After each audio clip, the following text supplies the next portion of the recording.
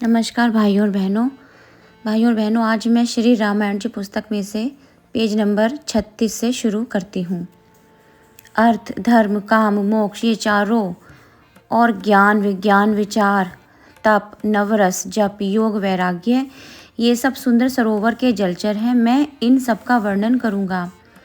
पुण्यात्मा साधुजनों के नाम और गुणों का खान ही विचित्र जल पक्षी है। संत जनों की सभा ही सरोवर के चारों ओर लगी हुई अमराई और श्रद्धा ही वसंत ऋतु है।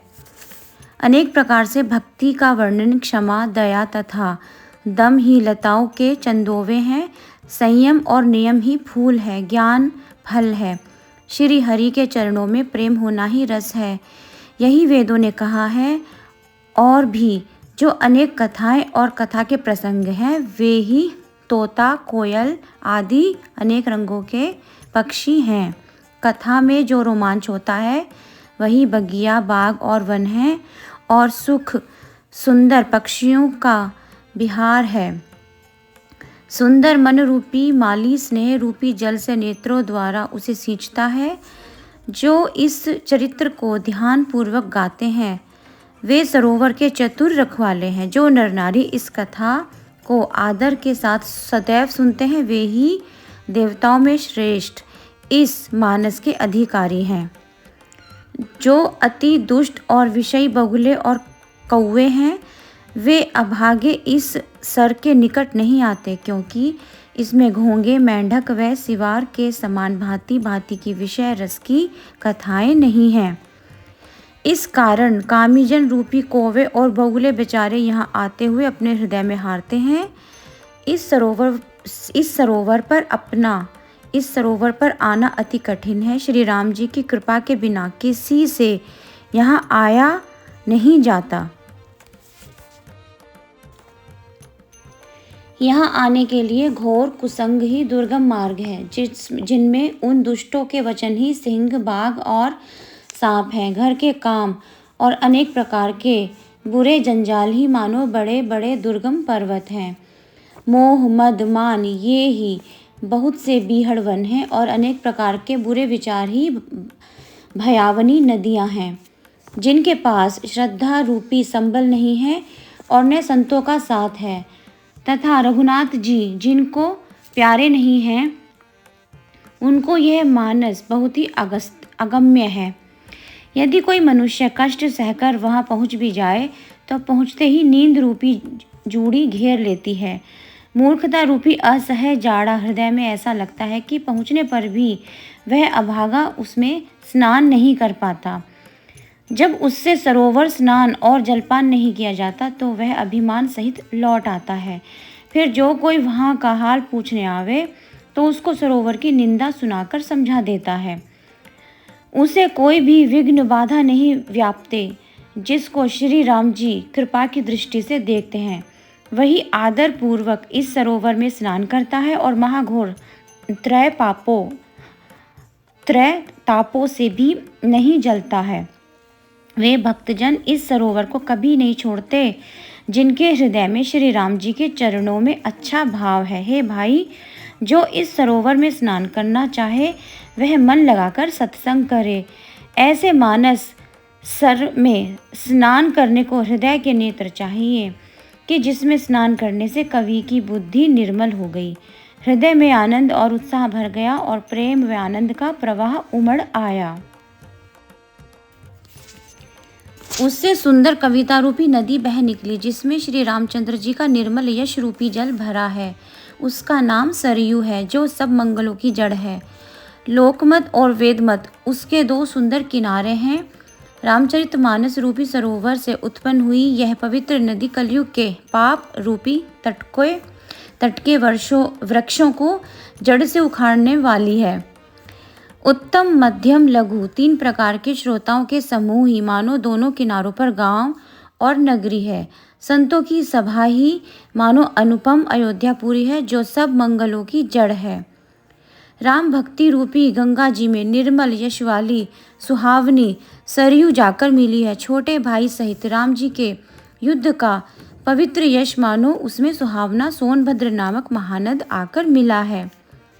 दोनों के बीच में गंगा जी की धारा ऐसी शोभित है जैसे ज्ञान और वैराग्य के साथ भक्ति। तीनों तापों को बह देने वाली तीन मुंह वाली नदी श्री राम स्वरूप समुद्र की ओर जा रही है। कीर्ति रूपी सरयू का मूल राम चरित्र है और यह श्री राम भक्त रूपी गंगा जी में मिली है, इसलिए सुनने वाले सज्जनों के मन पवित्र कर देगी। इसके बीच बीच में जो विचित्र कथाएं हैं वही मानो इसमें किनारे के वन और बाग हैं। पार्वती जी और महादेव जी के विवाह के जितने बाराती हैं वही इस नदी के बहुत प्रकार के असंख्य जलचर जीव हैं। रामचंद्र जी के जन्म की आनंद बधाई इस नदी के मनोहर भंवर तरंगे हैं। राम आदि चारों भाइयों के बाल चरित्र इसमें खिले हुए बहुत से रंग बिरंगे कमल हैं। राजा दशरथ और उनकी रानियों तथा कुटुंबी लोगों के पुण्य भौरे और जल पक्षी हैं। सीता जी के स्वयंवर की जो मनोहर कथा है उसे सुहावनी नदी में शोभा छा रही है। इस नदी में अनेक विद्वत्तापूर्ण प्रश्न ही नावें हैं और उन प्रश्नों के विवेकपूर्ण उत्तर ही मानो चतुर केवट हैं। कथा सुनकर जो बातचीत आपस में होती है वही मानो इस नदी के यात्री हैं। परशुराम जी का कोप, तीक्ष्ण धारा व रामचंद्र जी के श्रेष्ठ वचन ही सुंदर बंधे हुए घाट हैं।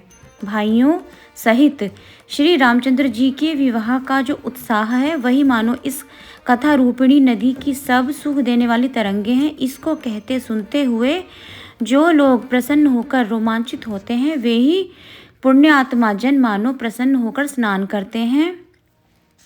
श्री रामचंद्र जी के तिलक के निमित्त जो मंगल साज हुआ है वही मानो पर्व के समय यात्रियों का समाज जुड़ा है। कैकई की कुमति ही मानो इस नदी में काई है, उसी से घोर विपत्ति आ पड़ी है।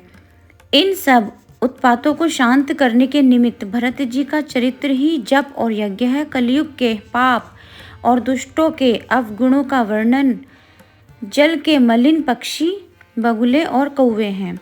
यह कीर्ति रूपिणी नदी छहों ऋतुओं से भरी है, समय पर बहुत सुहावनी है और पवित्र हो जाती है। समय पर बहुत सुहावनी और पवित्र हो जाती है। पार्वती महादेव जी का विवाह हेमंत ऋतु है। रामचंद्र जी का सुखदायक जन्मोत्सव शिशिर ऋतु है। श्री रामचंद्र जी की विवाह कथा का वर्णन आनंद मंगल में बसंत ऋतु है और श्री रामचंद्र जी के वन गमन की कथा ही दुखदाई ग्रीष्म ऋतु है। मार्ग की कथा मानो तेज धूप और लू है।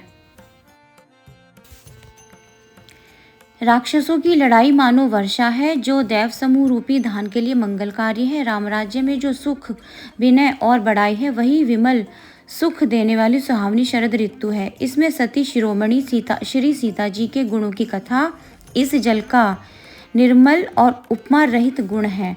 भरत जी का स्वभाव शीतलता जो सदैव एक सी रहती है, जिसका वर्णन नहीं किया जा सकता।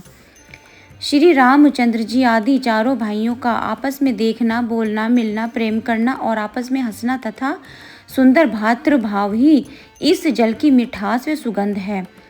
मेरा आर्तभाव, विनती और दीनता ही इस सुंदर जल का हल्कापन और निर्मलता है। इसमें जल का कुछ दोष नहीं है। यह जल अनोखा है कि सुनते ही गुण करता है और आशा रूपी प्यास और मन के मैल को दूर करता है।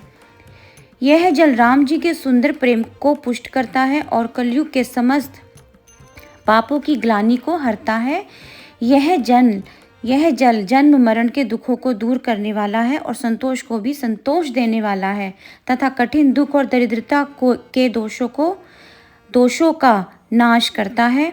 यह जल काम, क्रोध, अहंकार और मोह आदि को नष्ट करने वाला है और निर्मल ज्ञान व वैराग्य को बढ़ाने वाला है। आदर सहित स्नान करने और पीने से पाप और दुख हृदय से मिट जाते हैं। जिन्होंने इस जल से अपने मन को नहीं धोया है उन कायरों को कलिकाल ने ठग लिया। जैसे प्यासा हिरण सूर्य की किरणों से रेती में उत्पन्न हुए मिथ्या जल को देखकर भटकता फिरता है तो भाइयों और बहनों, आज मैंने पेज नंबर 36 से 40 तक श्री रामायण जी का पाठ करा है। उम्मीद करती हूँ आपको ये सुनने में अच्छा लगा होगा। धन्यवाद।